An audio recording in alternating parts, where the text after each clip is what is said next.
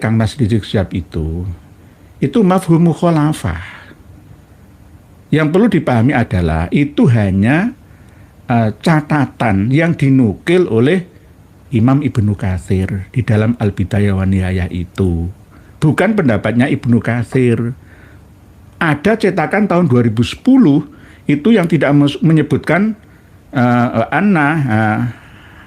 Ali bin Abi Thalib min ahlil bait, bukan laisa, tapi langsung min ahlil bait. Tapi yang benar menurut saya ada laisanya, karena kalimat sebelumnya itu menceritakan bahwa keyakinan para khalifah dinasti Fatimiyah di Mesir itu bisa bertahan hampir 3 abad. Gara-gara apa? Tidak memakai nama Ali. Karena Ali bukan ahlul bait Nabi. Itu alasannya mereka itu seperti itu. Lah, para ulama mayoritas itu mengatakan memang dinasti Fatimiyah Syiah Ismailiyah itu ya hanya ngaku-ngaku saja. Itu loh. Lah, aslinya itu memang begitu, supaya tetap langgeng kekuasaannya. Akhirnya Syiah Ismailiyah, Ubaidillah Al-Mahdi itu tidak mendirikan dinasti Alawiyah, tapi dinasti Fatimiyah. Karena langsung nyambungnya ke Fatimah Az-Zahra binti Rasulillah. Sehingga mampu mendirikan universitas tertua di dunia, yakni Fatimatuz Zahra, dinasti Fatimiyah, ya, yang mendapat gelar Az-Zahra, jadi Al-Azhar itu, yang bersinar itu. Jadi akhirnya menjadi Universitas Al-Azhar yang bercorak Sunni, dikuasai Sunni. Sekarang ya ada kajian Sunni, Syi'i, Mu'tazili, Khawariji dan lain sebagainya. Aslinya sejarahnya seperti itu. Gitu. Oke. Jadi benar, laisa min ahlil baiti. Harus ada laisanya. Ya, nanti akan kami sampaikan juga 2 versi ini. Dan kami masih mencari manuskrip Al-Bidayah wa Nihayah, manuskrip aslinya. Tapi walaupun tidak kami temukan manuskrip asli Al-Bidayah wa Nihayah, tetap sudah mafhum, tidak mukhalafah.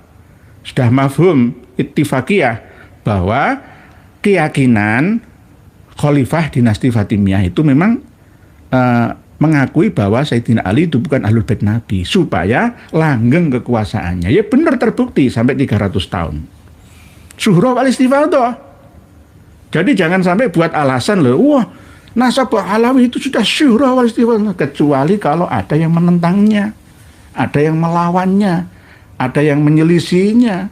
Syuhra wal istifadah itu bisa gugur dengan data yang lebih kuat setelahnya, setelah ditemukan itu nggih.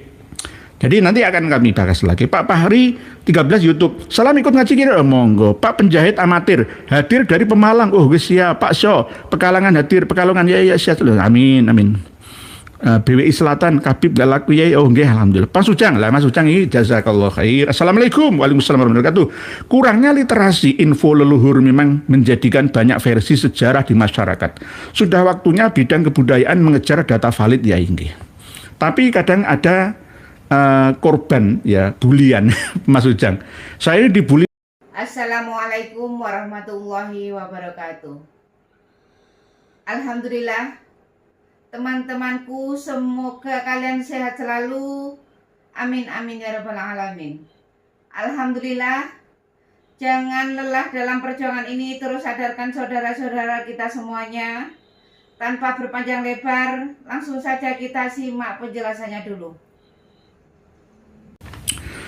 Malam hari ini kita akan menyangkal ya tuduhan yang dituduhkan oleh banyak orang pas Khol yang ke 549 ya, Khol Basunan Ampel Surabaya. Kok gak dilibatkan ya? Mana yang katanya Duriyah Wali Songo, mana yang katanya Kiai Maduddin Utsman, Gus Abbas, saya itu diecek-ecek, dietrek-etrek, direndahkan itu. Mana buktinya? Mana ya? Kok nggak kelihatan batang hidungnya pada waktu Khol kemarin itu? Jawaban kami adalah masalah Khol atau tidak itu yang penting ya mendoakan. Apakah ketika saya ziarah tengah malam itu lapor kepada panjenengan yang menuduh ya, ya mendoakan dari jarak jauh pun bisa. Lah, masalah khol juga khol palsu. Mohon maaf, khol palsu. Khol palsunya di mana? Itu dimulai hitungan statnya itu dari tahun 2020 yang lalu. Ketika seorang ketua Jatman, ya, bukan Jatma Aswaja, dulu masih Jatman kan ya, masih berkuasa menjadi pembina, ya, pengelola makam-makam se-Jawa Madura. Jadi semua bisa dikondisikan, gitu, tergantung beliaunya. Gitu. Raja makam kuburan. Tidak hanya bisa mengintervensi ya seluruh ketua-ketua yayasan yang ada, tetapi juga berkuasa penuh ya dalam rangka kerjasama dengan Petanesia yang merestorasi makam-makam di Indonesia itu. Lah, ini terjadi mulai tahun 2020 kerjasama dengan Gus Z Sukodono ya, yang akhirnya ya terjadi seperti ini. Di thumbnail yang sudah kami sampaikan kepada panjenengan sebagai bukti tahun 1984. Tahun 1984 bertepatan dengan tahun hijriahnya itu 1404 ya. Itu khol yang keberapa? 534. Coba 1404 sekarang 1447. Selang berapa? 43 tahun. Lah masa kembali 549 itu totalannya kongdi. Lah inilah yang namanya kebenaran itu berversi dan bervariasi. Tapi aslinya ya wafatnya Raden Ali Rahmat, Mbah Sunan Ampel itu masih simpang siur. Menurut catatan yang ada berversi dan bervariasi.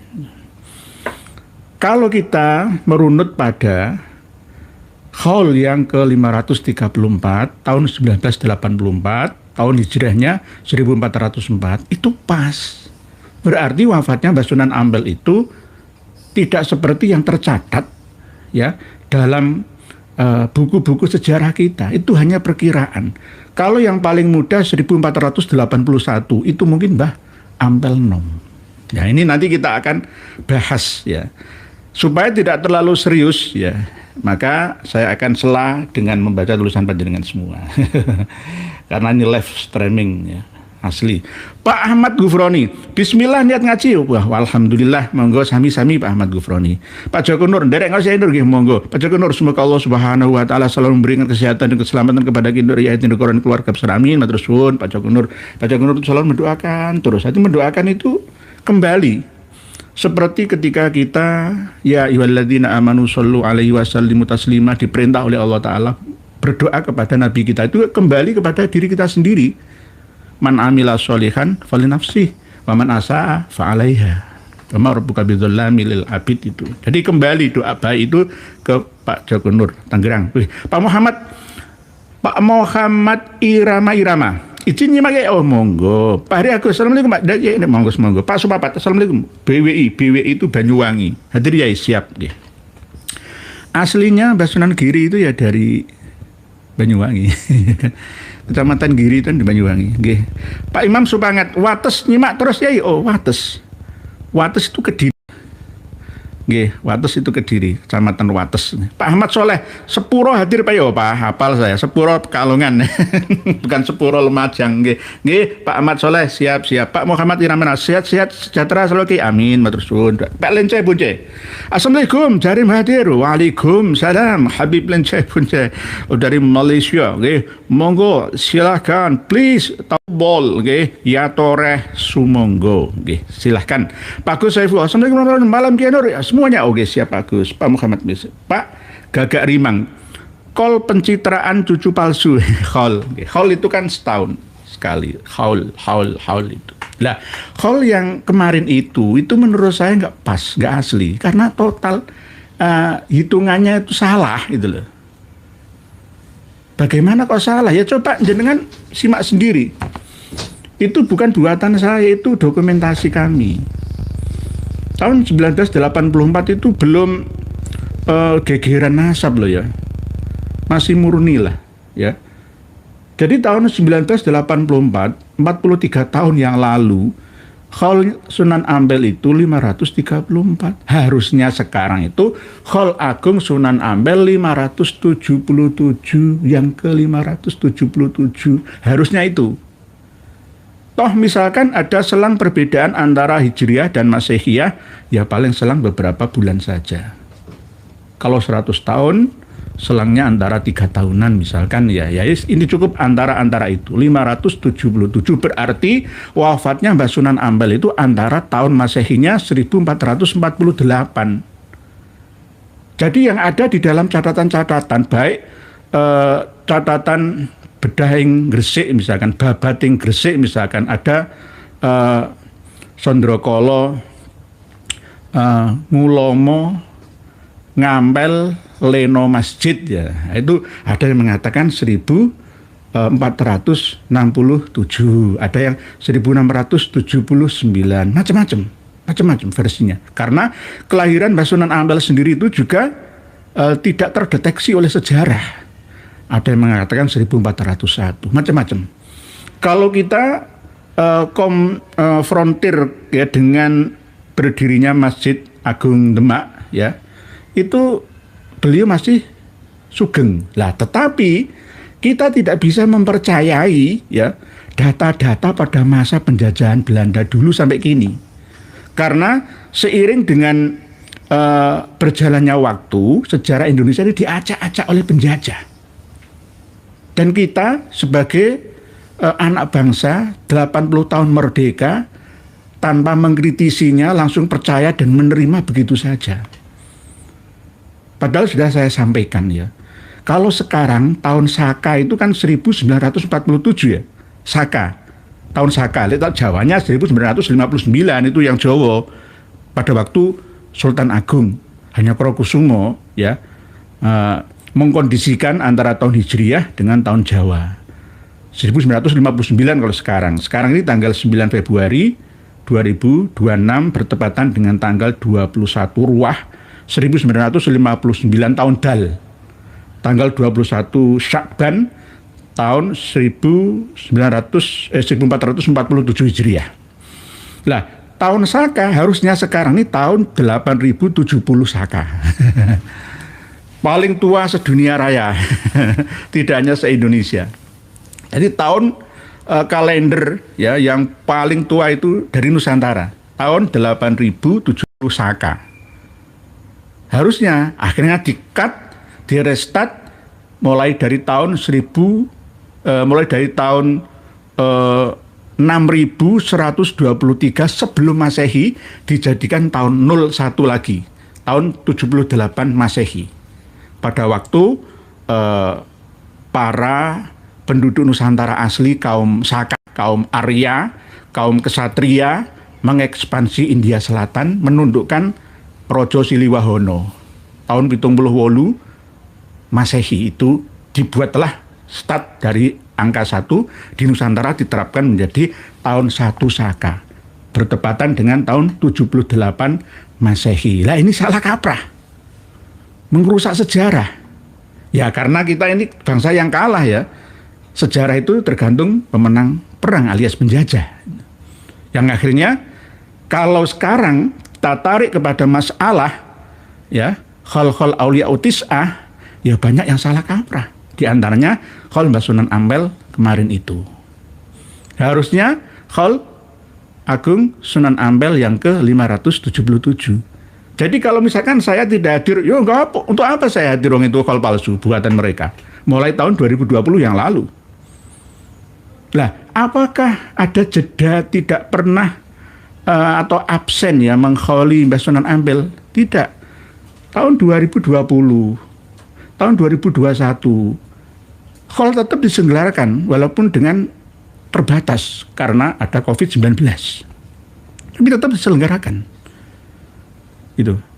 Jadi salah kaprah ini. Kalau nanti tahun depan mungkin ya kepengurusan Yayasan Masjid Agung Sunan Ampel Surabaya ya kalah dengan para pengurus LKMK dan masyarakat sekitar Ngampel sana, ya maka kembalikan lagi hall yang ke 578 tahun depan. 578. Jadi penting ini. Jadi tuduhan bahkan ya ada channel besar itu namanya, saya menyebut ya, Raudhah Channel itu sekarang menyerang kita ya, menjatuhkan saya itu nggak terbukti. Saya nggak kepingin diundang, nggak kepingin menjadi pengurus makam, pengurus masjid, tidak. Pesan saya jangan melibatkan Ba'alawi di dalamnya. Itu aja pesan saya. Karena ada ketua RT RW-nya itu ya Abu Bakar Segaf. sekarang ini. Kalau dulu pertama kali merenovasi yang diserai oleh company Belanda, ya Belanda lah penjajah. Mulai tahun 1912 Masehi itu Adipati atau Bupati Surabaya, Raden Tumenggung Aryo Niti Adiningrat ke-6. Masih ada prasastianya di dalam itu. Batunya hitam, dulunya putih. Tapi sekarang jadi hitam. Ada tulisannya, ketua pelaksana itu dari Marga Al-Jufri. Karena bekerja sama dengan Belanda, intervensi dari penguasa, penjajah Belanda. Nggak bisa berbuat apa. Wong adipati atau bupati itu hanya bawahannya Belanda. Dapat Beslit itu ya SK dari Londo. Walaupun Pangeran Tumenggung Aryo Adipati Niti Adiningrat itu asli orang Pasuruan. Itu. Bapaknya menjadi Bupati Probolinggo juga. Pernah menjabat, mulai umur 17 tahun itu sudah menjabat sebagai penulis juru tulis keraksaan ke Oro-Oro Ombo Bangil itu ya. Oro-Oro Ombo itu Bangil ya. Itu dekat dengan Rembang kalau sekarang. Pernah di Genengan, macam-macam. Jadi makamnya Bupati Surabaya yang memegang ya kuasa atas masjid dan makam Sunan Ampel Surabaya itu Kanjeng Tumenggung Adipati Niti Adiningrat ke-6. Karena keturunan atau generasi ke-6 Adipati atau Bupati Niti Adiningrat Pasuruan. Yang makamnya ini di belakang Masjid Al-Anwar, kota Pasuruan, alun-alun itu. Jadi makam-makam bupati ya dekatnya Mbah Hamid gitu. Ya itu ada yang justru makam Habib Syekhon Assegaf di situ. Jadi kalau yang diramaikan itu malah tamu piye to iki. Harusnya ya makam Niti Adiningrat 1, 2, 3 sampai 4 ya, yang 6 ini di Surabaya ini gitu. Sambil membaca tulisan panjenengan supaya santai lah. Segala sesuatu itu kalau disampaikan dengan santai itu enak. Walaupun kitab Al-Bidayah wa Nihayah itu ruwet ya, kalau disampaikan dengan slow itu ya gampang. Nanti misalkan kitab Khilyatul Aulia wa Tabaqatul Asfiya misalkan ya, nanti akan kami sampaikan dengan cara yang mudah gitu loh. Enggak terlalu berdaki-daki, enggak perlu, gampang itu. Oke. Misalkan sebenarnya aslinya ya tokoh Abdullah Al-Haddad itu siapa sih yang diklaim nama besarnya oleh Abdullah bin Alwi Al-Haddad ini? Nanti akan kami terangkan di dalam kitab Khilyatul Aulia wa Tabaqatul Asfiya itu. Insyaallah. Nggih. Ya, sepenting mau tulisan panjenengan lebih penting. Pak Gagak Rimang, nggih. Pak Toko Suryo, Habib mengada-ada, khol ada tujuan yaitu ndawir dengan cara khol yang gak ada hubungannya dengan Habib. Nggih. Memang begitu kebiasaan. Nanti kalau Pak Toko Suryo, satu kabupaten ada 100 kali khol Habib jenengan raiso turu. Masyarakat dan umat ini akan keteteran kewalahan. Apalagi nanti tambah lagi 200 kali khol dan khol, maulid khol dan khol, ajur ekonomi kita nggak produktif. Coba sekarang sudah berapa setiap kabupatennya? Khol. Nanti kabupaten dirampas, kecamatan itu dirampas nanti. Sampai kelurahan itu dirampas. Khol mana, waru misalkan, khol mana, itu dirampasi semua. Oleh sebab itu kami ini berjuang untuk membela para generasi ya sekarang dan nanti anak cucu kita. Kenapa saya dimusuhi oleh mereka-mereka yang nggak mau membuka mata hati dan mata lahirnya, gitu loh. Kami ini berjuang mencerdaskan bangsa, ya, meluruskan sejarah kita, ya, dan sakno kasihan dengan generasi kita, gitu loh. Jadi tolong ya para mukibin dan habib-habib yang ada, jenengan semua harus memaklumi karena ini mengembalikan jati diri bangsa. Bangsa yang besar itu bukan bangsa yang berkiblat kepada negara luar, tapi negara yang menjunjung tinggi adat dan istiadat budaya masing-masing daerahnya untuk memperkaya tidak hanya kekayaan alamnya, tapi kekayaan sumber daya manusianya juga. Begitu nggih. Pak Lince Bunje, oh nggih sip nggih. Pak SNKS, izin menyimak Pak ya, monggo silakan. Pak Ahmad Soleh, terus Pak Yai dikasih masukan supaya masyarakat tahu nggih sih.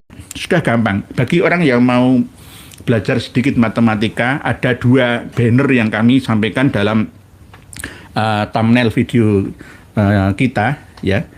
Ada banner yang paling atas itu tahun 1984, Khol Sunan Ampel yang ke 534 tahun 1404 Hijriah, bukan Saka lah ya. Pak Kiai Zabidi itu notalnya itu, saya tadi dihubungi tahun Saka, bukan itu H itu Hijriah, coba konversi. Nggih, Pak Kiai Haji Zabidi. Nggih. Tahun 1984 Masehi itu tahun Hijriahnya berapa? Ya 1404.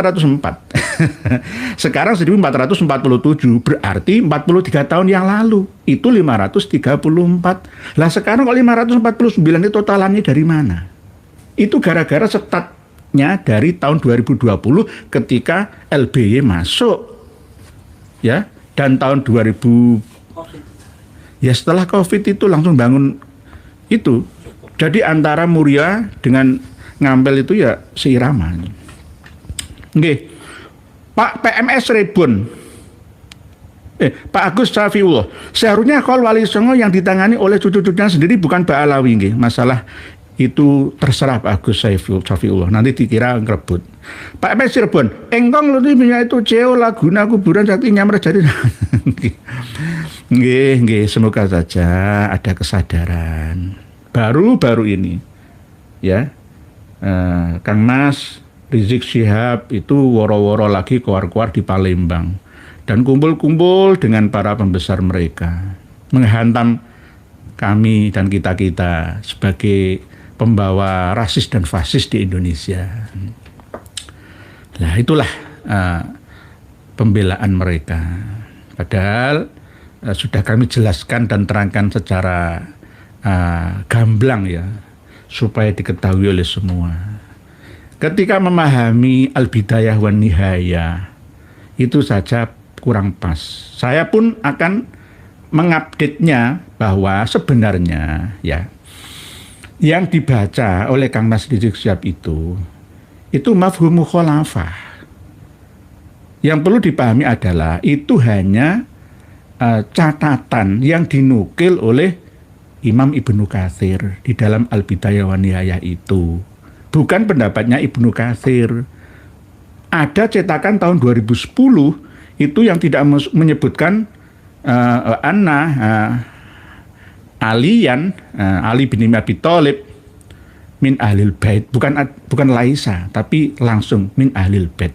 Tapi yang benar menurut saya ada Laisanya, karena kalimat sebelumnya itu menceritakan bahwa keyakinan para khalifah dinasti Fatimiyah di Mesir itu bisa bertahan hampir 3 abad.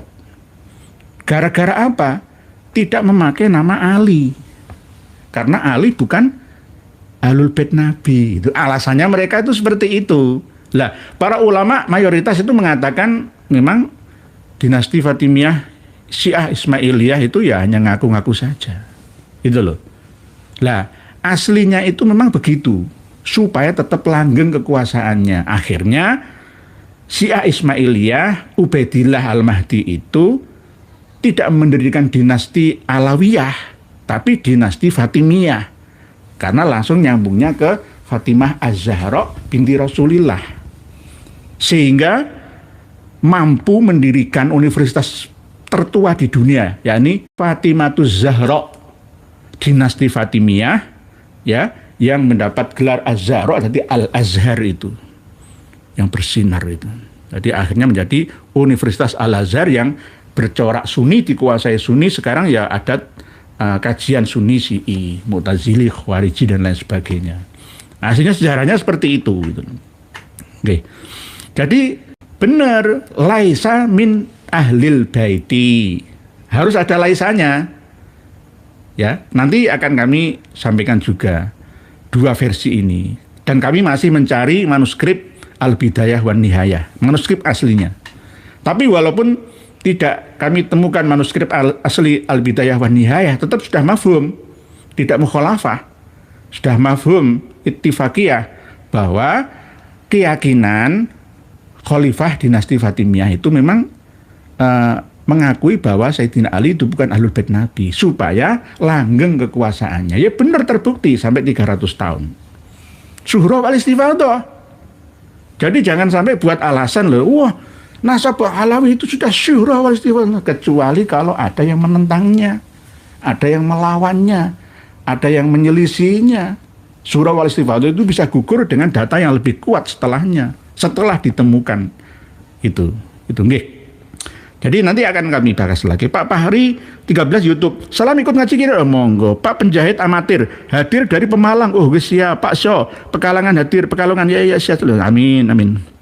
BWI Selatan Kabib gak laku ya. Oh nggih alhamdulillah. Pak Sujang lah, Mas Sujang ini jazakallah khair. Assalamualaikum. Waalaikumsalam warahmatullahi wabarakatuh. Kurangnya literasi info leluhur memang menjadikan banyak versi sejarah di masyarakat. Sudah waktunya bidang kebudayaan mengejar data valid ya nggih. Tapi kadang ada korban ya bulian Mas Ujang. Saya dibully mati-matian, dijajarkan dengan Mama Gufron. Baik dari kalangan Salafi Wahabi itu menghina-hina saya. Masalah ibunya Nabi Adam lah, masalah macam-macam. Ya karena kekurang tahuan. Dulu itu Galileo Galilei dibully wong sak donya dulu itu. Bahkan dibui ya, penjara rumah ya. Dibatasi aksesnya. Ibnu Taimiyah itu di penjara loh ya, di Suriah itu. Saya sekarang masih ada lorong penjara di bawah tanah itu. Masih ada sekarang. Jadi orang-orang yang kadang ya belum pernah mendengar keterangan baru itu menganggap itu aneh itu loh. Lah kalau misalkan Mama Gufron divonis aneh karena bisa berbahasa binatang misalkan, atau kadang aneh-aneh nyeleneh seperti Habib Abu Bakar bin Salim bisa menjadi juru kunci surga dan bisa menghalau neraka misalnya, itu berarti kan ya urusannya seperti Aba Aus itu, kurang ngaos itu, jadi kurang ngaji lah. Bukan kurang ajar, kurang ngaji itu. Nggak, beda, masalahnya beda. Jadi oleh sebab itu saya mohon kawan-kawan dari Salafi Wahabi ya, semuanya dari NU Muhammadiyah, ayo kita open minded, jangan menutup diri, karena kebenaran itu relatif gitu loh. Kebenaran itu berversi dan bervariasi, variatif. Tidak langsung saklek bener titik, itu enggak. Coba belajar tafsir mana, carikan ya tafsir karya siapa, nama kitab tafsirnya apa tentang surat Ar-Rum, Ghulibatir Rum ya. Mohon maaf, saya tak baca Quran walaupun saya hafal, tapi karena kehati-hatian saya harus mengambil Al-Quran.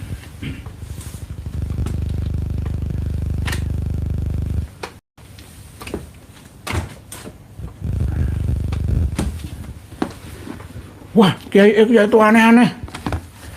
Kok malah tambah buku. Kiai itu aneh-aneh. Lihat tafsir dewi. Tafsir dewi.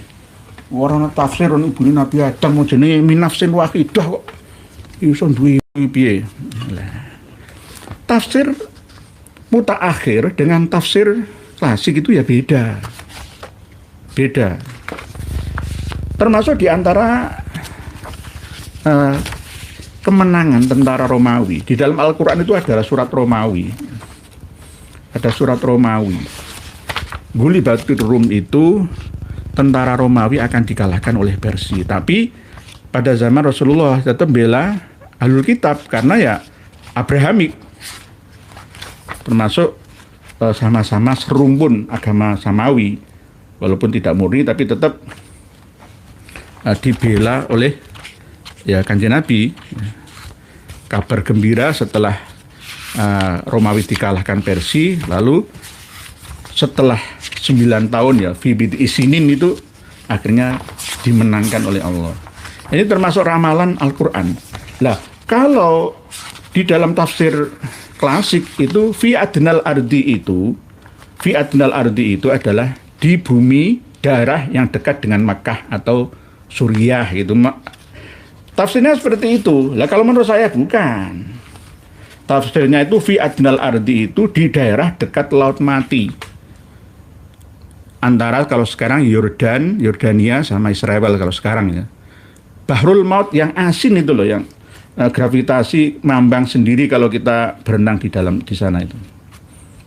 Jadi fi adnal ardi itu di satu tempat yang tanahnya itu paling rendah di bumi.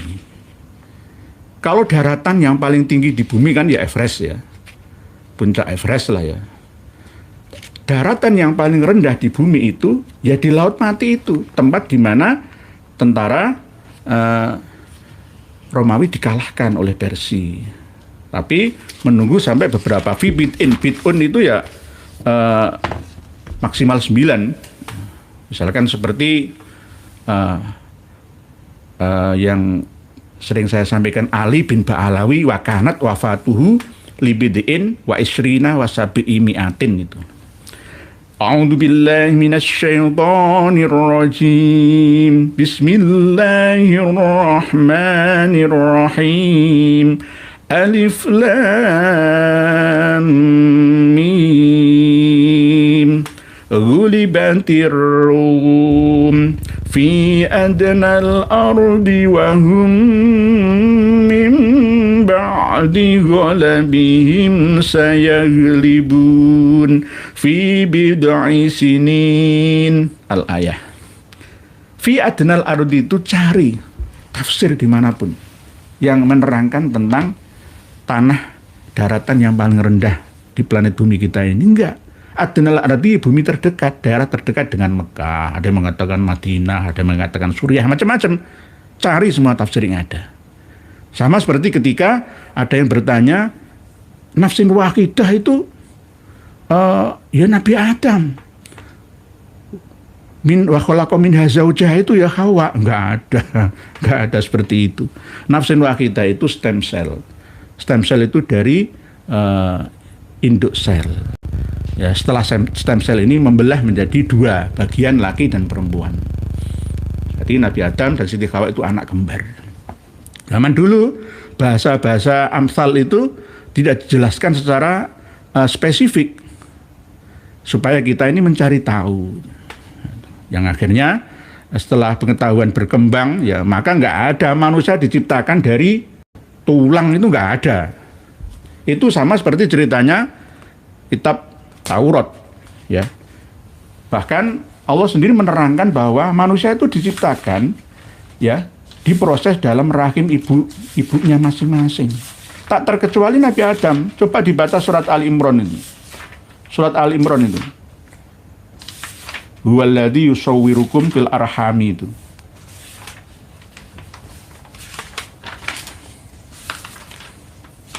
Jadi semua itu perlu kajian terkini. Surat Al-Imran ayat 6. Huwaladzi yusawwirukum fil arhami kaifa yasha. Jadi semua manusia itu berada di rahim ibu, tak terkecuali Nabi Adam. Nabi Adam dibuat oleh Allah dari tanah. Kita juga dari tanah, tapi diproses dari kandungan seorang ibu kita. Jadi dikuatkan selain inna mathala Isa ya. Ayat 5 juga Ali Imran itu. Huwaladzi yusawwirukum fil arham. Semuanya dari rahim.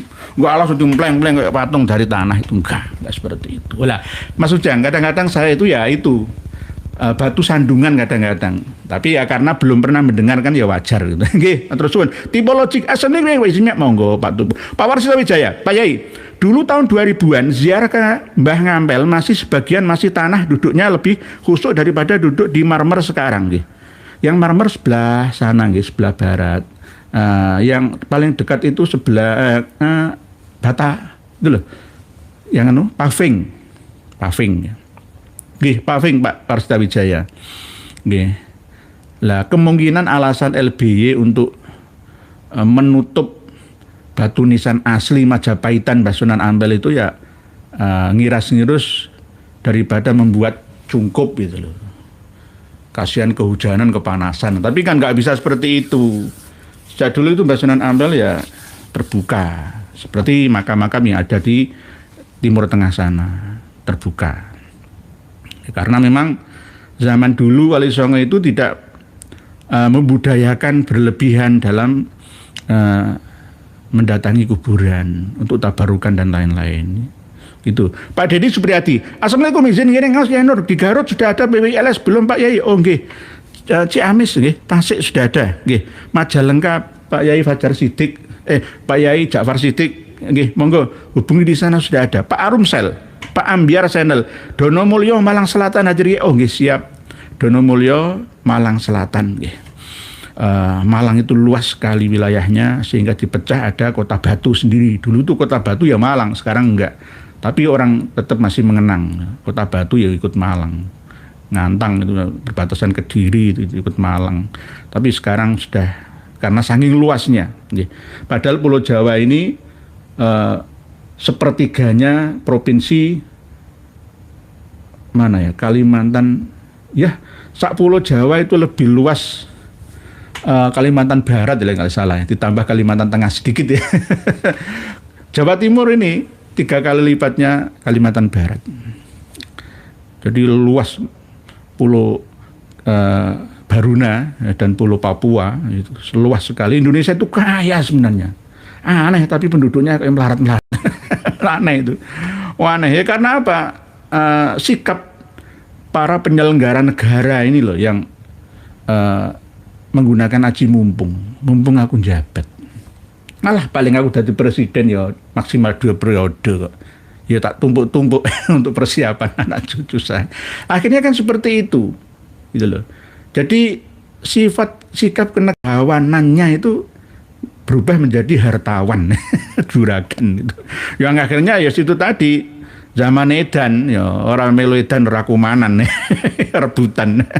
Nggih, Pak Ahmad Pak Dedi Supriyadi, Assalamualaikum, izin ngiring nyawas di Garut sudah ada. Oh nggih, Pak Ahmad Gina Maulana. Nyimak Piai, buka sejarah sebenar-benarnya, jangan sampai ada pembelokan sejarah. Siap, sejarah Mbah Sunan Ampel itu tadi. Jadi bupati yang menjadi pengelola utama wilayah Surabaya itu Bupati Kanjeng Tumenggung Aryo Niti Adiningrat 6. Anak asli Pasuruan, masa remajanya itu ya di Pasuruan. Menjabat menjadi Bupati Surabaya itu mulai tahun 1912 sampai 1934. 22 tahun. Dan bahkan pernah pindah juga menjadi Adipati atau Bupati Sidoarjo. Luar biasa itu. Ya di bawah Belanda tetap. Jadi mengangkat kepala pengendali Masjid Agung Sunan Ampel itu seorang Ba'alawi dari marga Al-Jufri. Dan ada juga pelaksana harian itu dari kalangan Hadromi atau Arabi lainnya. Nah ini, tapi tetap pada waktu itu ya di bawah pengawasan penjajah Belanda tetap. Tapi jasa dari Bupati Surabaya Niti Adiningrat 6 ini ya cukup luar biasa. Bisa mengembangkan kota-kota dari benteng dirubuhkan menjadi pasar besar, daerah genteng melebar ke selatan ya. Dulu kan daerah Semut, Pahlawan itu ya, dari Maspati ya, sampai Genteng Kali, ya sampai ya Ngampel Dento, ya. Nah ini jasa beliau menjadi bupati 22 tahun di sini, Surabaya ini. Masih ada prasasti yang ada di dalam masjid itu ada. Warna hitam kalau sekarang, dulu pertama kali warna putih. Itu ada tulisannya masih. Tertera tahun 1915. Tapi mulai menjadi bupatinya 1912 Masehi. Sampai tahun 1934. Nah, makamnya Adipati Raden Temenggung Aryo Niti Adiningrat VI ini ya di belakang Masjid Al-Anwar, kota alun-alun Pasuruan. Ya karena memang leluhurnya ada di situ. Jadi yang berhak dikholi besar-besaran di sana itu justru adalah para bangsawan asli Nusantara. Gitu. Tapi sekarang beda. Malah makam Habib pendatang Habib Syekhon Assegaf di sana. Kalau Mbah Hamid Pasuruan nggak apa-apa, gitu loh. Nah ini termasuk tugasnya kawan-kawan dari Duriyah Mbah Soleh Semendi Winongan sana. Karena dulu Winongan itu juga pernah Adipati Niti Adiningrat VI itu menjadi ya pejabat ya yang mengawasi rakyat Winongan. Ya mesti ngerti daerah makam Winongan sekarang. Nggih. Begitu nggih. Nggih. Pak Rumsel, Tuban derek nyemaya yen riak moga selalu diparing kesehatan amin dan selamat. Tuku Suryo, benar sih ketemu kerajaan Majapahit. Nggih. Pak Agus Safiullah nggih. Kerajaan Majapahit, ya kerajaan Mataram kuno itu sejarahnya itu amburadul. Mohon maaf, walaupun sudah dikonsep oleh sejarawan kita berdasarkan sebagian informasi yang dibuka sedikit oleh Belanda dari Leiden sana. Loh kita ini gurunya ke Leiden ya. 26.000 manuskrip masih tersimpan di sana, kemarin dipulangkan ke sini cuma berapa. Kalau hal-hal yang penting misalkan Pataka, Majapahit yang asli tersimpan enggak dikembalikan. Yang dikembalikan itu ya enggak begitu-begitu penting. Kita hanya menyimpan enggak ada separohnya. Ya 10.600-an ya. Yang ada di balai perpustakaan kita ya. Lah lebih tahu Walanda sana itu, daripada kita karena kita kalah perang ya rampasan perang yang dibawa ke sana ya termasuk arca-arca penting ya yang bernilai sejarah tinggi dan tidak hanya itu saja berdasarkan penafsiran orang Belanda ya secara subjektif lalu menginformasikan ke kita melalui sejarawan-sejarawan kita akhirnya berubah semua. Dibantu oleh seorang yang bernama Jod Kudes ya, yang bertugas di Thailand, Asia Tenggara. Hancur kita sejarah. Jadi saya kan sering menyampaikan, ya banyak yang menolaknya silahkan. Candi Buana Cakapala Borobudur itu dibangun sejak 5.293 tahun yang sebelum Masehi. Berarti usianya sekarang ya 7.000 tahunan lebih. Tapi ya silahkan kita lakukan kajian gitu loh. Ya karena sudah diperubah sejarah tahun setat kita dari Saka 1 tahun 78 Masehi itu. Ya sama dengan perubahan Kholbah Sunan Ampel dimulai tahun 2020 itu seakan-akan setat kiamat corona COVID-19. Ya. Jadi COVID-19 itu ibarat kiamat suhro lah gitu loh. Di restart atau resetting ulang ya oleh LB dan kawan-kawan didukung oleh Gus Z dari Sukodono itu akhirnya sekarang menjadi Khol Sunan Ampel yang ke-549 harusnya 577 harusnya karena tahun 84 itu sudah 534 nanti jenengan otak-atik gatuk-matuk sendirilah gitu loh. Jadi tidak perlu berpikir lebih seru ya untuk meneliti ini dan itu enggak sudah jelas itu. Ditarik ke belakang berarti Mbah Sunan Ampel catatan yang ada di Wikipedia, yang ada di buku sejarah-sejarah kita itu banyak yang keliru. Belawang masih ada kok catatan bahwa Sunan Ampel itu bin Maulana Malik Ibrahim kok. Gresik padahal tahunnya itu terpaut jauh. Enggak pernah muasir. Bahkan ada catatan sejarah Mbah Sunan Kudus itu anaknya Mbah Sunan Ampel ala Muhammad Dia Syihab dalam kitab Al-Imam Al-Muhajir. Dan ini kan perilaku para penjajah kita.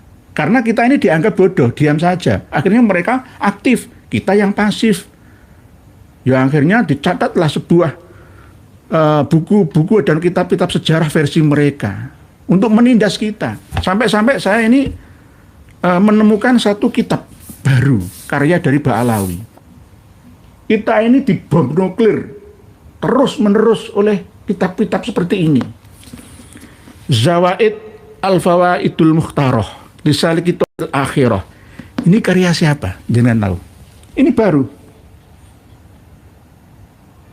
Kalau tidak ada yang melawan, akan jadi apa bangsa dan negara kita, apa agama kita ini? Kalau nggak ada yang mengcounter, rusak sejarah kita. Tidak hanya sejarah, tapi risalah syariah akidah kita.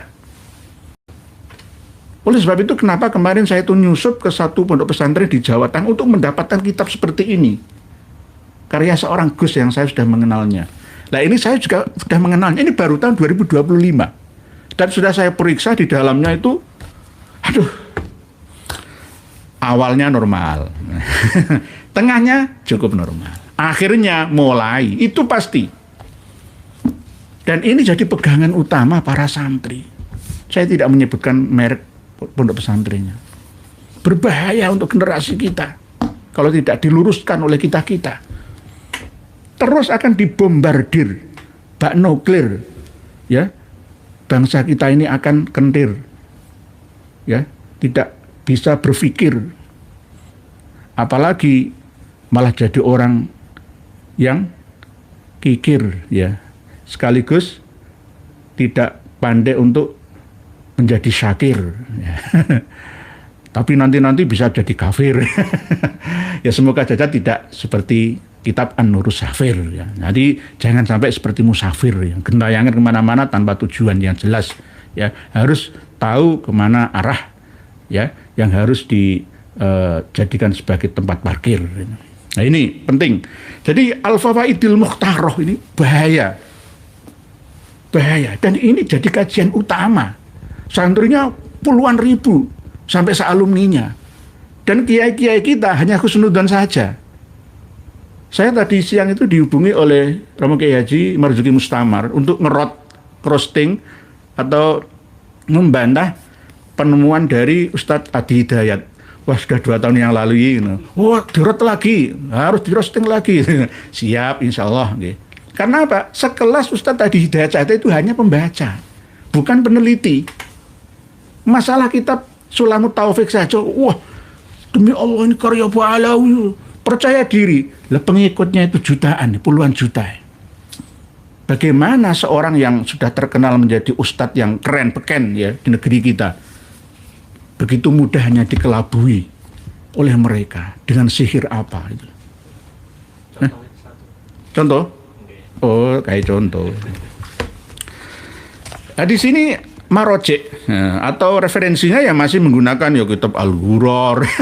Begitulah, horor-horor itulah. Pokoknya ini mulai dari bab ancaman ya kepada pembenci Ahlul Bait Nabi. Wis pokoknya. Jadi jangan sampai Mukibin itu hilang kendali dari mereka itu. Ya Allah, ini nggak merdeka kita ini. Itu. Baru saya membaca kitab-kitab karya mereka seperti ini. Kalau kitab-kitab lainnya itu enggak ada seperti ini. Ini kebanyakan juga diambil dari ini pengarangnya hampir sama Al-Manhajus Sawi. Al-Manhajus Sawi dari Marga Sumet. Banyak, termasuk masalah karomatul aulia itu. Mesti ancaman-ancaman yang tidak percaya sama karomah, padahal aslinya khurafah. Itu termasuk diantaranya sudah pernah saya bedah dan bredel kemarin ya, pada waktu kitab baru yang saya temukan itu ada di sini juga. Termasuk tentang Al-Wali Al-Majdub, ya, Al-Wali Al-Majdub ini. Qala Al-Habib Ahmad bin Hasan, ahlul jadzab minal awliya yusyahidunal asya al-ba'idah ma yusyahiduha ghairuhum wa tasduru minhum al-gharaib fi af'alihim wa ghairu dzalik li'annahum laisu min ahli taklif halatal jadab. Jadi wong sing jadab itu tidak taklif. Tidak taklif itu ya ora ana dosa. Nanti misalkan jalan-jalan di mall misalkan ngerogol payudara misalkan ya. Ya gak dosa wong jadab kok. Jadab itu ini loh. Li'annahum laisu min ahli taklif. Taklif itu mukallaf. Mukallaf itu akil, balik dan umur ya. Akil, balik dan umur. Nah, kalau sudah tidak berakal, sudah majdzub ditarik akalnya kok nggak ada yang namanya dosa dan pahala. Itu sudah kehendaknya Allah Ta'ala. Seperti kaum Jabariyah itu loh ya. Oh, aku ora salat ora apa-apa sing ngersakno Gusti Allah. Dadi aku misalkan gak salat ya rasa diqadha. Sebab wis ditakdirno Gusti Allah. Akhirnya rusak semua. Nah, ini baru sedikit aja al-wali al-majdzub. Jadi qala al-Habib Ahmad bin Hasan ahlul jazbi minal auliyai yusyahiduna. Saya terjemah bahasa Indonesia.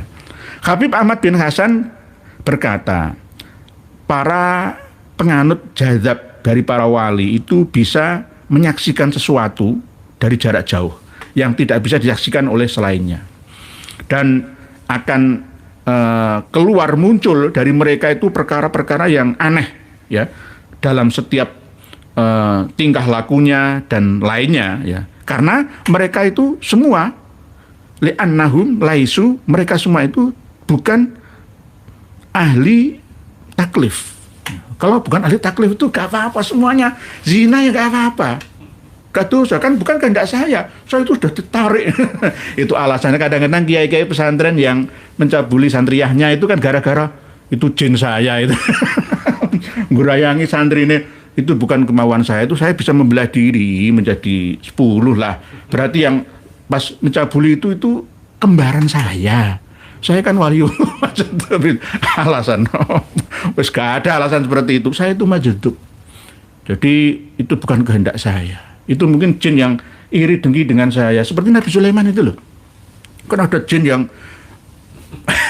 fisiknya seperti Nabi Sulaiman, akhirnya mencuri ya cincin Sulaiman lalu menduduki tahtanya kan gitu ya, sama seperti itu. Jadi saya itu juga begitu. Nah, ini alasannya ini kalau dipegang oleh santri-santri semua ajur semua masa depan bangsa dan agama kita. Ini baru satu loh ya. Masih banyak. Lah ini kalau diajarkan ini. Ya Allah, naudzubillah, naudzubillah. Ya Allah, ya Allah. Ini yang harus berani bedah itu saya. Kalau Gus Haji Jazuli jangan dulu. Mohon maaf. Rahasianya apa? Jangan tahu kan? Harus saya ini. Gus Haji Jazuli jangan dulu. Ya Imat monggo. Gus Abbas monggo. Saya dulu. Jadi ini belum lagi. Qala Al-Habib Abdullah Al-Haddad. Ini Abdullah bin Alwi Al-Haddad mencuri nama besar Abdullah Al-Haddad asli yang ada di dalam kitab Khilyatul Auliya wa Tabaqatul Asfiya. Nanti akan kami bedah. Itu kitabnya panjang, berjilid-jilid gitu. Nggih. Nafa Allah bihi musyiran ila majani bis sholihin la yambagi ayyun karo alaihim kullihim wala yusallama lahum kullihim wala yuqtada bihim kullihim. Goyatul Qasdi wal Muradi itu kitab karya Banawi. Ya Allah, naudzubillah sumana. Ini kok ya dikaya, ya ini untuk mendoktrin ya, berbahaya. Nggih, berbahaya. Bahkan di sini juga dicantumkan Habib Abdullah bin Alwi Al-Haddad itu sebenarnya sudah lahir pada masa sahabat. Pada lahirnya itu pada abad 12. Ngakunya Kornil awal, sehingga seandainya enggak sungkan dengan para sahabat itu, beliau akan mengaku sendiri, saya ini lahir pada masa sahabat, cuma saya sungkan. Seandainya saya lahir pada masa sahabat Kornil awal, maka saya akan menjadi pemimpinnya para sahabat. Ngono iki dicatet. Nggih, Pak Rais Muhyiddin, Kiai, di web NU online masih banyak tulisan yang rujukannya Kabib plus kitabnya. Sedih ya, nggih ya Allah, harus direvisi itu Pak Rais Muhyiddin. Ini perjuangan berat jenengan dan kawan-kawan semua. Ayo Kiai-kiai Ustadz bergerak. Pak Kiai-Kiai Demak, ayo gerak semuanya. Pak Yai Jami'an, ayo bergerak. Ayo meluruskan. Ini bukan kewajiban fardu kifayah loh ya. Ini fardu ain ya. Satu persatu dari kita wajib semua. Pak Said Pati, kain saya janggung lando nyimak yai sehat selalu. Oh nggih, nggih. Tadi ada leluhur saya yang dimakamkan di dekatnya anaknya Mbah Syekh Janggung Lando, Pak D saya. Itu dimakamkan di situ. Dekat sebelah selatannya makamnya Momok bin Syekh Janggung. Nggih, jadi jangan teliti kalau nggak percaya. Namanya Pak D Kiai Haji Kuntoro. Itu beliau dulu itu yang memegang sungu kebolando dan kulit kebolando yang asli. Jadi sungunya bahasa Indonesianya apa? Tanduknya itu bisa nggayemi makan rumput teki sing lanang itu loh, saya melihat sendiri.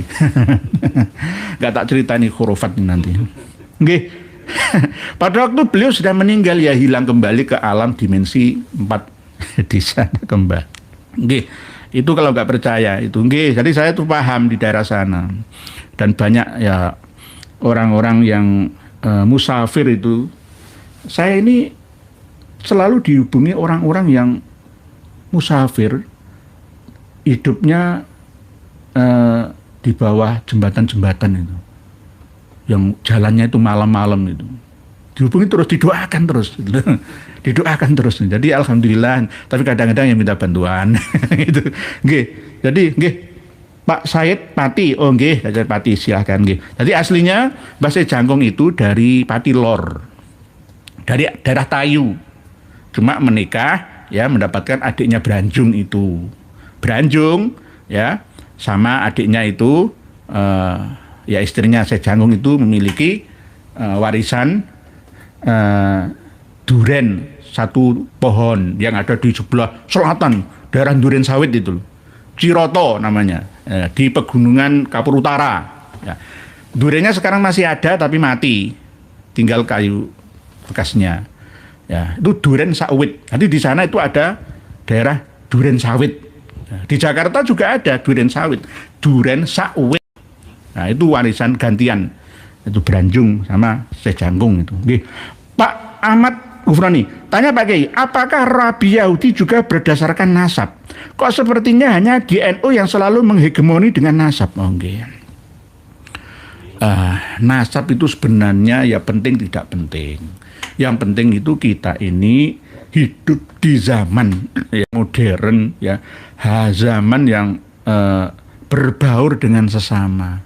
Kasta itu hilangkan saja, karena itu sebagai penghalang ya dalam pergaulan sama umat manusia, dan berbahaya kalau dijadikan sebagai tafakhuran, takaburan, angga-anggaan, pamer-pameran. Wah aku lu anaknya. Akhirnya apa yang jadi ya seperti inilah jadinya. Ba'alawi di dunia hanya Indonesia yang ada. Kalau misalkan ada adik-adik yang kuliah di Timur Tengah sana, saya di Mesir dulu 6 tahun tidak pernah melihat. Lah kamu itu tidur saja di sana. Nggak usah jauh-jauh.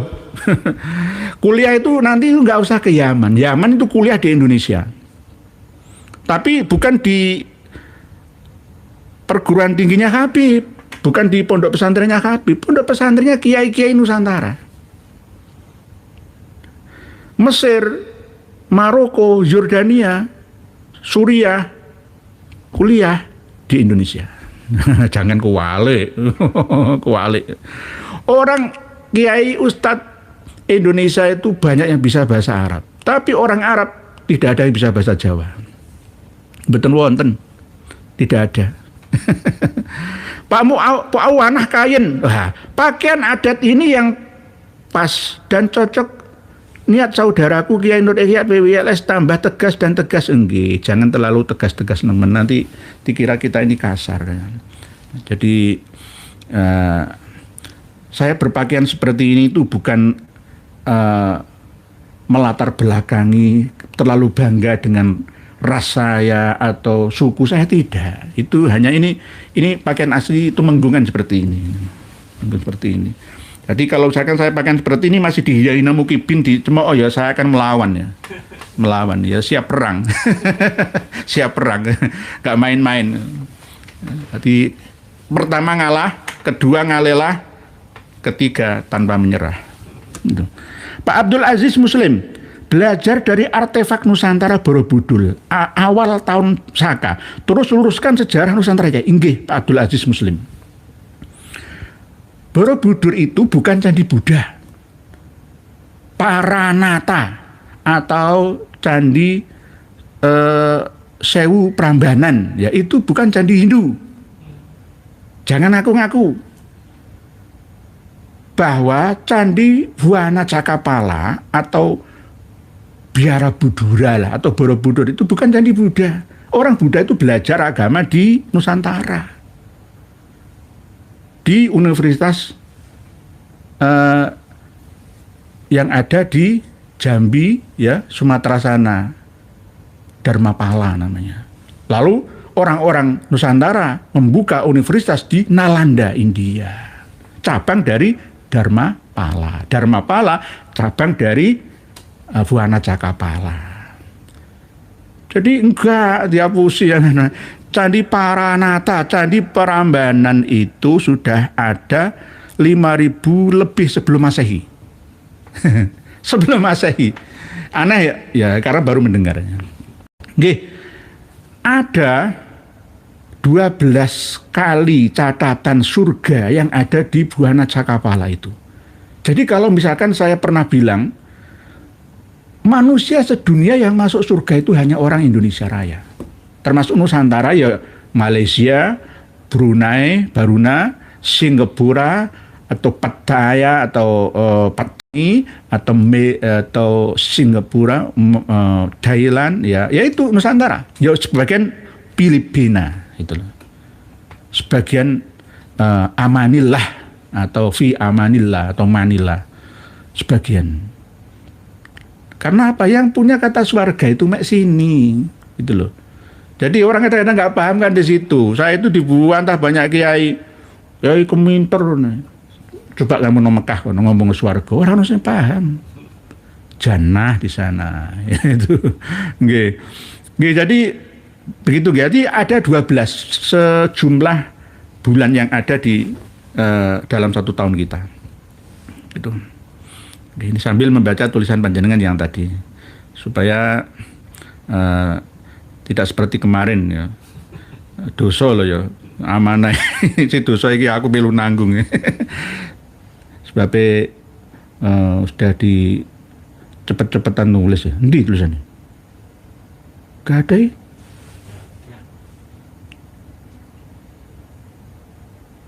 Gak ada. So hilang. Yang mana? Sing habis sing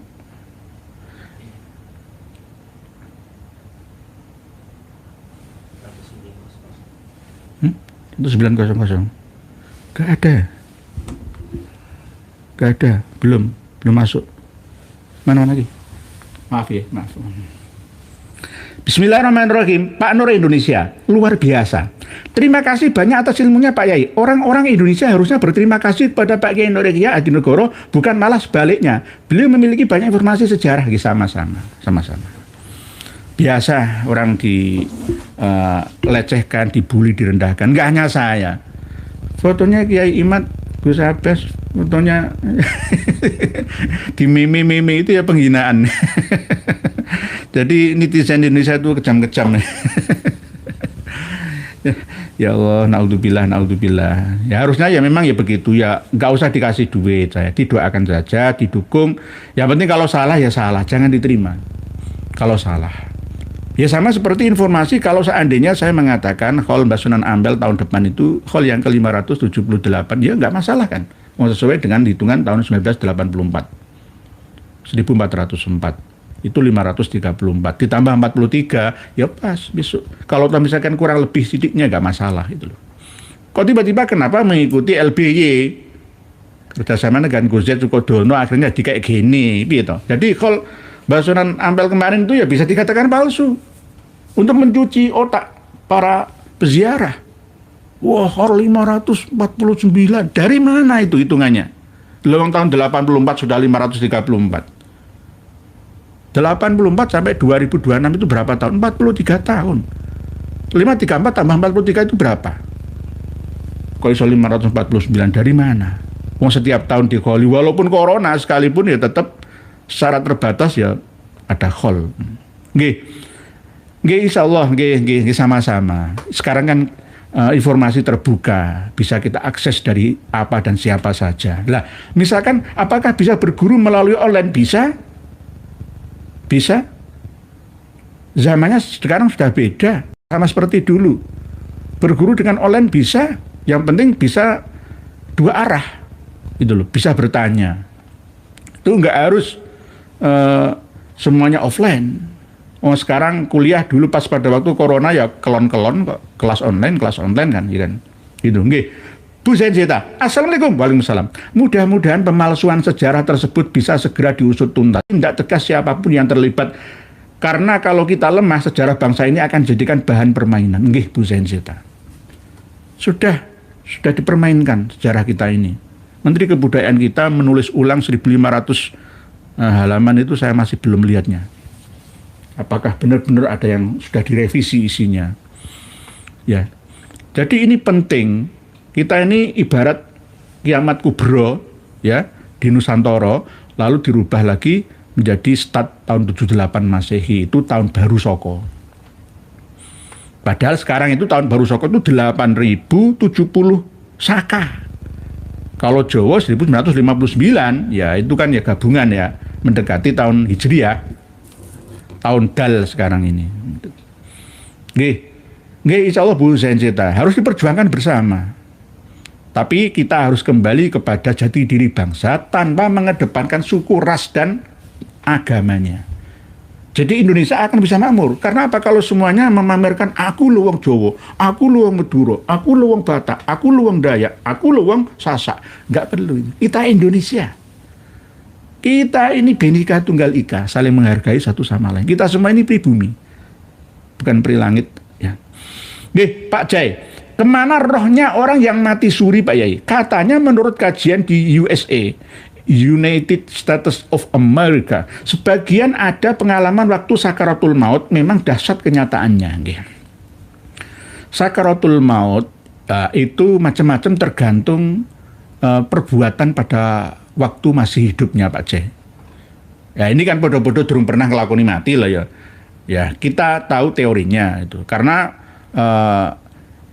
ada saksi mata gitu, yang pernah ngalami ya mati suri itu seperti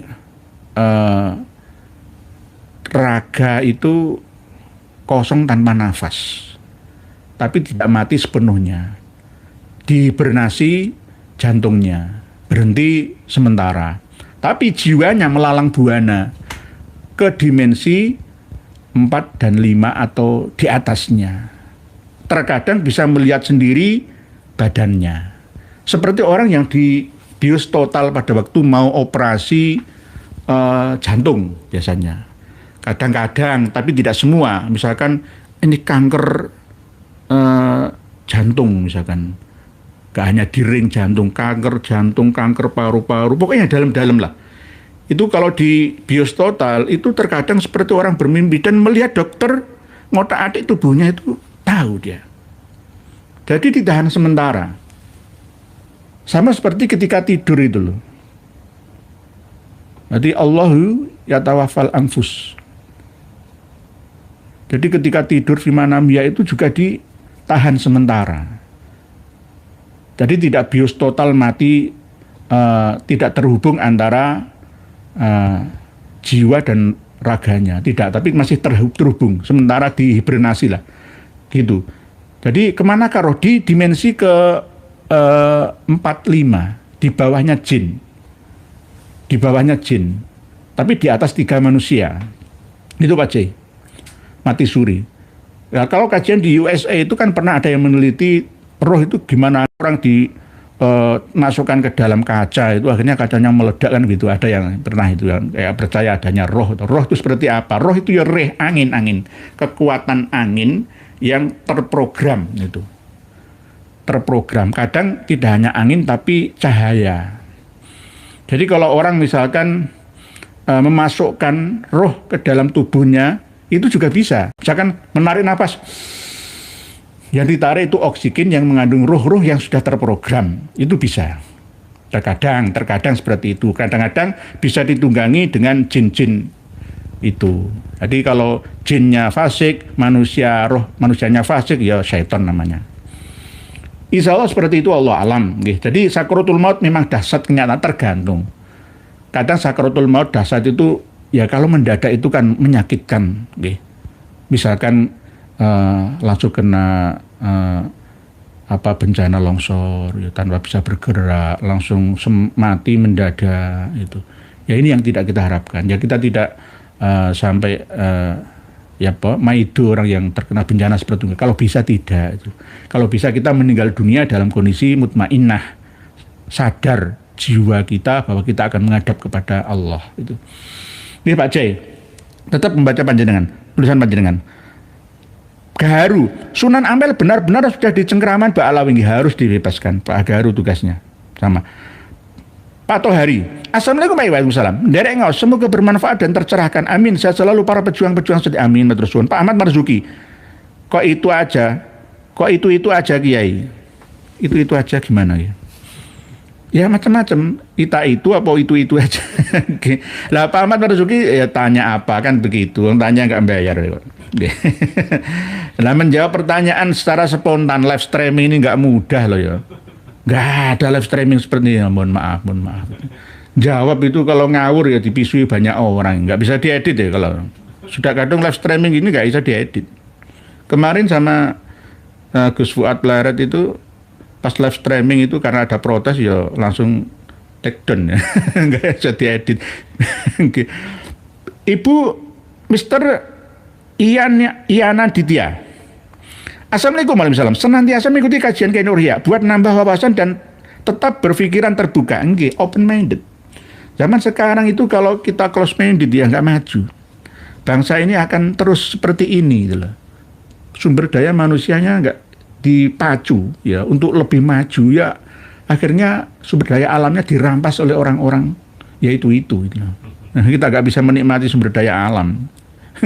Karena di doktrin itu, tidak boleh bersenang-senang, tidak boleh ngopi. Yang boleh ngopi itu cuma saya lah. Namanya penjajah kan seperti itu. Penjajah itu tidak ingin melihat orang senang. Yang dijajahnya ya. Jadi selalu ingin orang itu terpuruk. Misalkan di sini tuh di dalam kitab Fawaidul Muhtaroh ini, orang itu disuruh jangan bekerja. Itu dunia, urusan dunia itu. Tinggalkan semua urusan dunia, itu rayuan belaka. Lah kono sing ngomong kaya ngono sing ngarang iku lho seneng donya.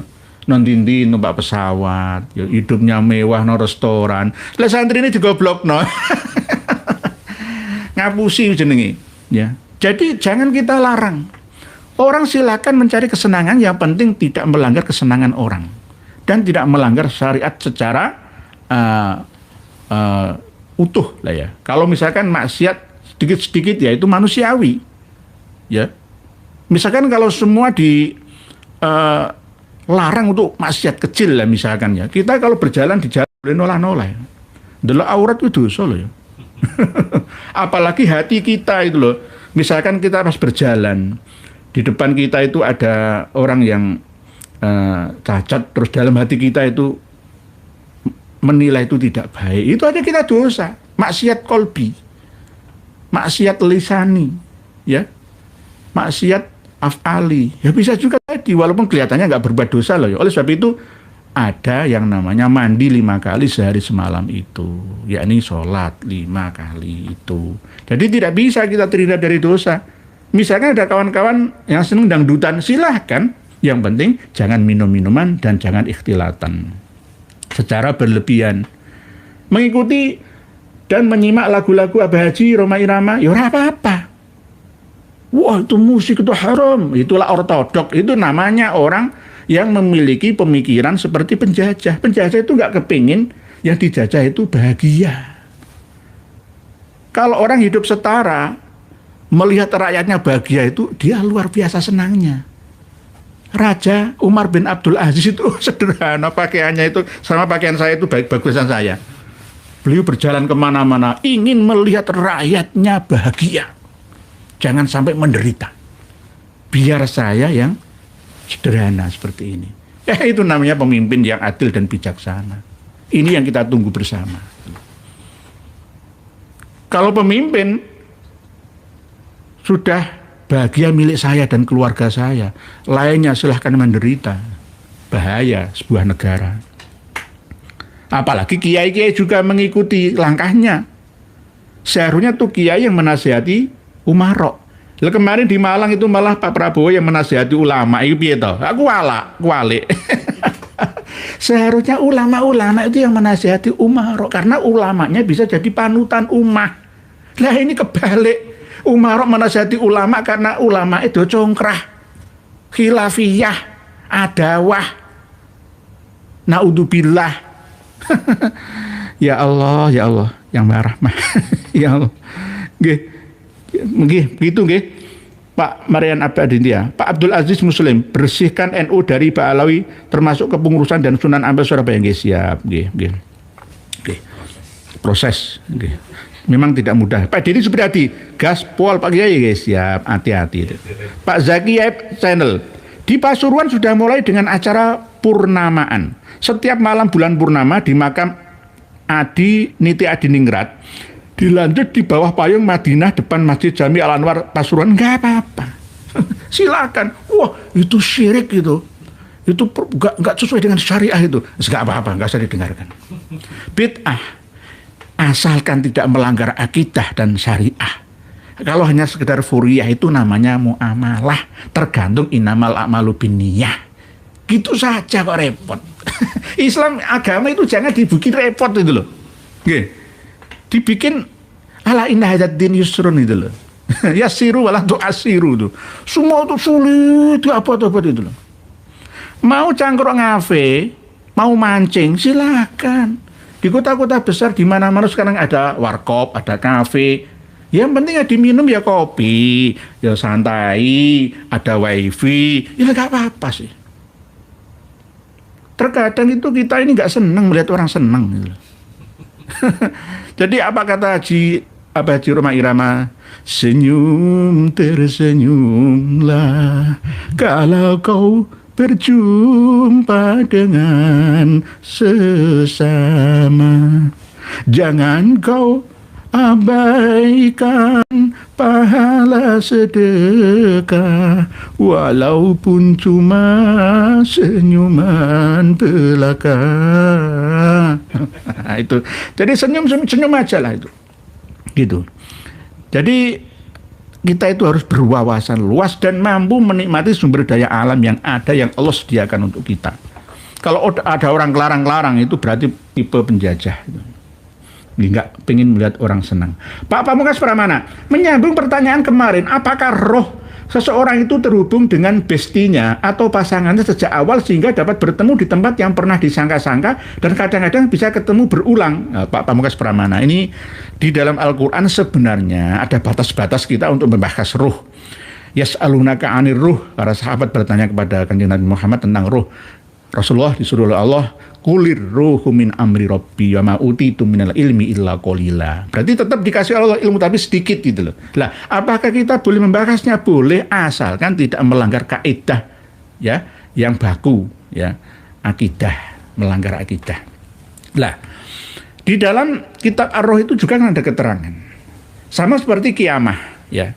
Itu kan rahasia Allah. Tapi kita diberitahu tentang tanda-tandanya. Gitu. Orang mau mati kapan nggak ada yang ngerti. Besok itu mau apa, seperti apa. Apakah ada gempa misalkan. Ya Tegal ini 3.000 yang ngungsi.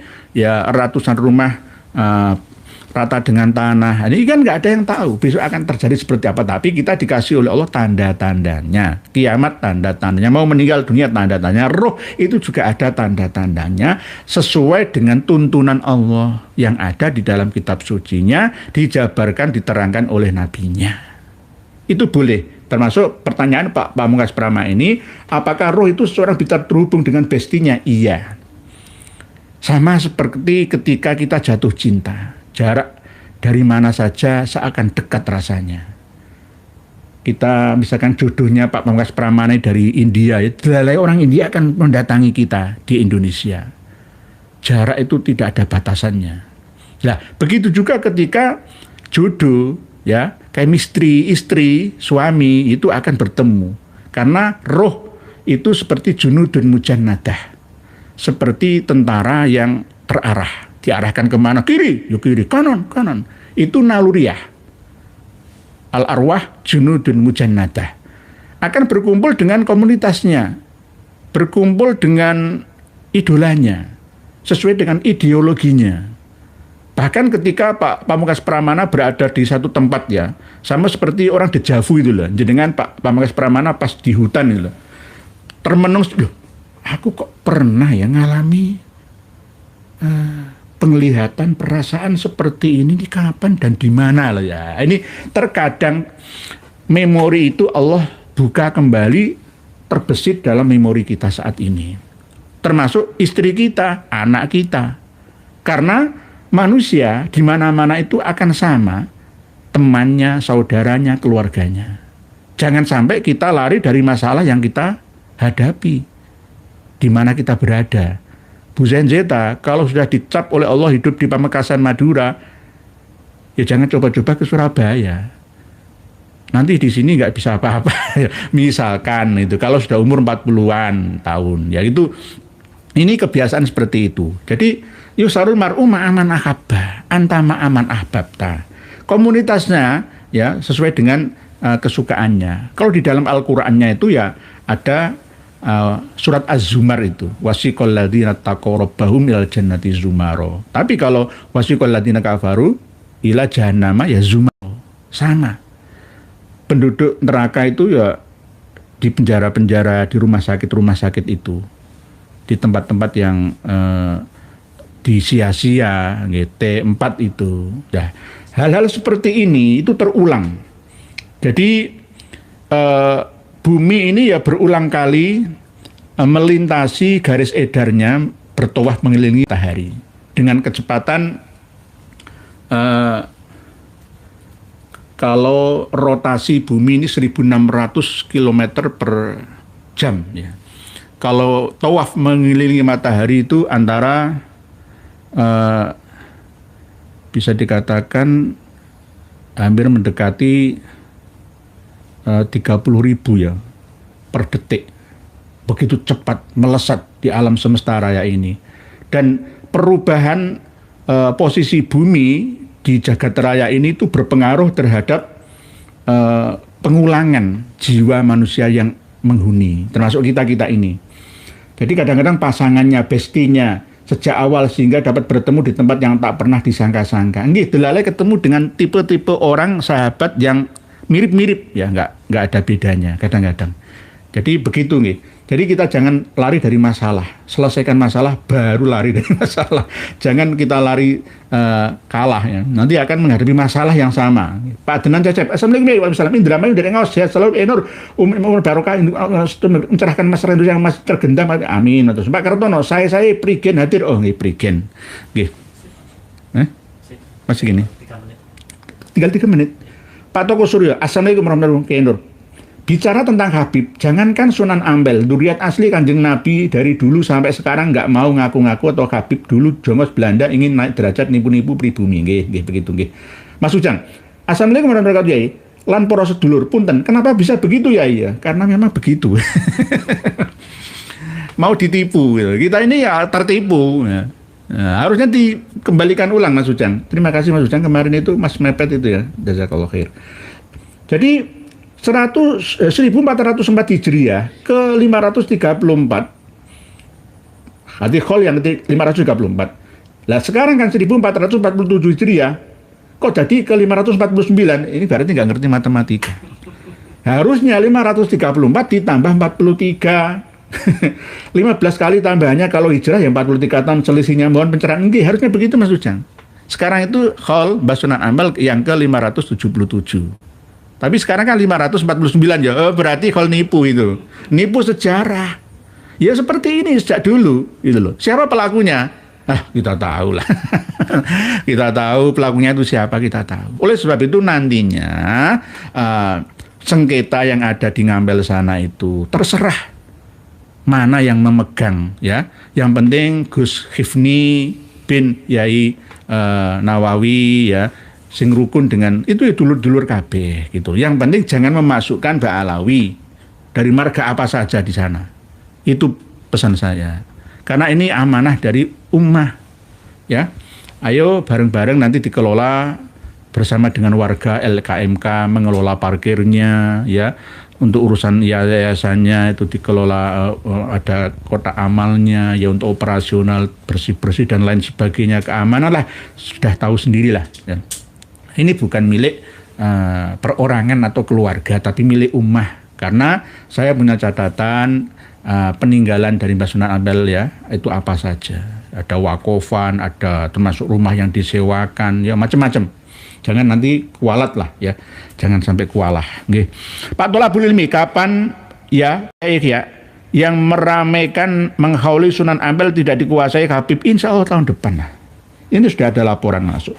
Habib akan, tetapi di sini kiai-kiai ulama Nusantara khususnya warga NU nggih.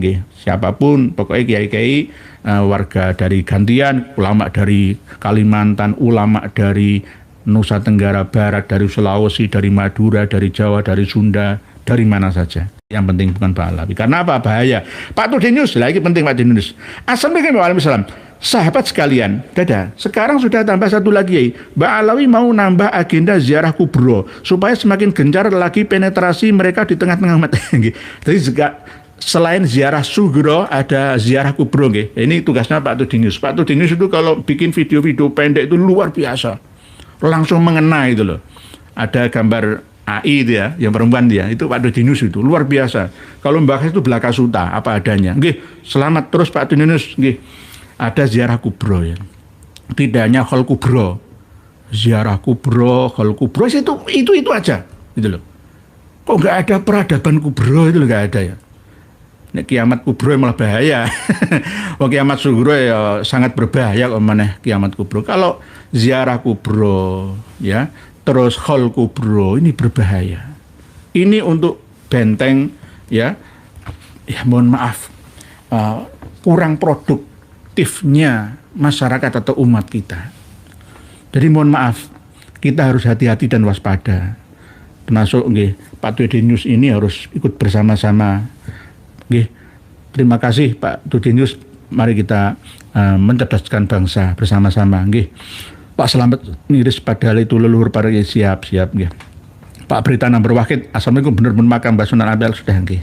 Karena waktu yang membatasi kita, ternyata sudah 1,5 jam berjalan kita bercengkrama komunikasi bersama via udara. Untuk kesimpulannya adalah bahwa khol yang kemarin itu adalah khol dengan nominal ya, angka yang palsu. Jadi kalau saya nggak datang nggak apa-apa. Itu bisa jadi pembodohan publik loh ya. Harusnya itu khol Agung Sunan Ampel yang ke-577. Karena tahun 1984 itu sudah khol Sunan Ampel yang ke-534. Sekarang sudah 43 tahun. Karena nambahi aja kan enakan. Berarti kalau ditarik ke belakang, catatan wafatnya Mbah Sunan Ampel itu banyak yang salah. Baik babat ing Gresik pun ada Condro Sengkolo itu ngulomo ngampel leno masjid ya. Karena memang Mbah Sunan Ampel itu meninggalnya pas di masjid. Leno itu ya sedo sama. Jadi ada Condro Sengkolo seperti itu. Tapi masalah tahun Masehinya berapa ya. Ini kan yang perlu dikonvert ya, dicocokkan. Banyak sejarawan yang kadang-kadang itu tidak objektif, dia hanya subjektif saja dalam menentukan angka-angka ini, padahal ini penting ya dalam hal ilmu pengetahuan sejarahan kita. Gitu. Jadi kemarin ya, dan beberapa tahun, mulai tahun 2020 itu bisa dikatakan khol ilegal. Ilegal karena apa ya? Batu nisan Mbah Sunan Ampel ditutup ya ilegal, itu cagar budaya ya. mayoritas penduduk sekitar Basunan Ampel nggak setuju itu. Kalau bertanya silakan, saya sudah punya datanya kok. Nggak setuju. Makam Basunan Ampel itu dibangun setinggi itu. Lah bagi para umarok ya, pas kemarin Bu Gubernur itu yang berdoa khusyuk, aduh, kita ini kurang kritis, gitu loh. Gampang dibodohi, badang ditipui, gitu loh. Gitu loh. Jadi mohon maaf, kita butuh orang-orang yang kritis. Jadi begitu masalah Mbah Sunan Ampel, kholnya kemarin itu khol yang ilegal ya.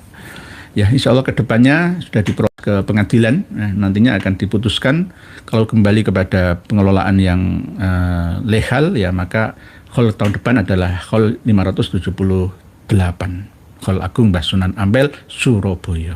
Demikian yang dapat kami sampaikan, semoga sedikit ini banyak manfaatnya. Tidak lupa kami juga menerima masukan dari siapa saja, saling menasihati satu sama lainnya.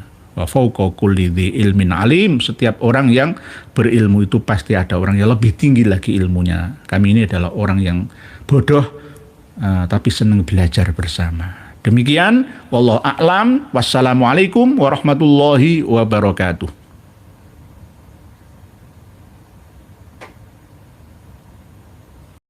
Alhamdulillah, semoga bertambah sadar para pengikut mereka habaib. Sudah saatnya kita pribumi bangkit lawan semua doktrin mereka habaib.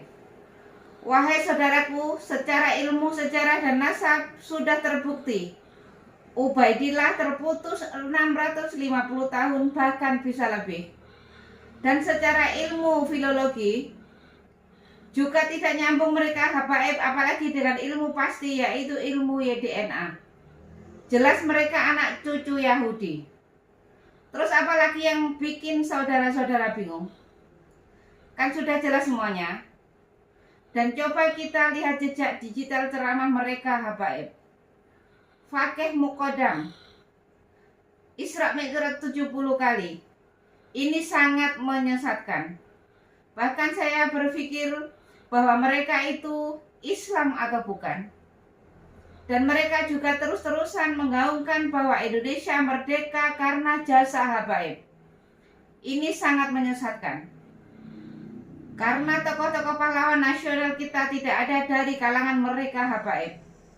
Justru mereka lah yang membuat Nusantara lama merdeka.